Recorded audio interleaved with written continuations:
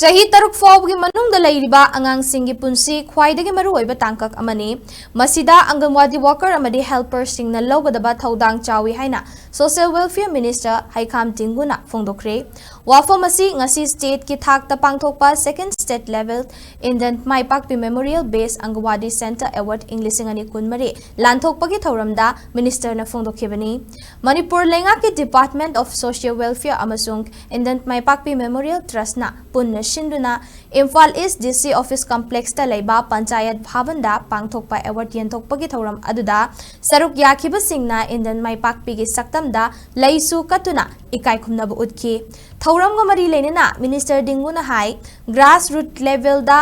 thabak tawriba Anganwadi worker amadi helper singgi thabak pubagi matam sangdoknaba thaurang paikhatle Anganwadi worker amadi helper singna leiriba Thoudang asi miyamna masak khangbiba mathau tai haiki malemgi oina thengnakiba COVID-19 laichet ki matangdaso Anganwadi worker amadi helper singna yumthong khudingda changduna achouba Thoudang tlokibani loinana hauzik state asida mayoknariba iranga sige lanjen narakpa miyoi singi damaktasu mateng chauna pangli haiki ngasi pangthokiba thauram aduda best Anganwadi center English ngani kunmarige ahanma mana kaibi kumudam Anganwadi center anisuba mana paurabi angan awang laikai Anganwadi center amadi ahum suba manada Paurabi Anganwadi Center da sale amadi memento certificate na chingba khutsinaki Anganwadi gi helpers workers singa sibu honor to boina adi mukore to bo kan honor jaliba thabuk thorong mayam sing jibo kana sakhang boina ko ngasigi award si sinjabani tawjo covid ki matam da mayam na mapan ngaba yadraba samnaba yadraba imung amma changna ba yadraba matam du da point to ko gi helpers workers na main da changa kanda hidak thenduna adagi mokoi gi chana thangna thenduna du ma sok role mayam ma akoi logi bu do ko Manipur pajana kadung su ko have se is mana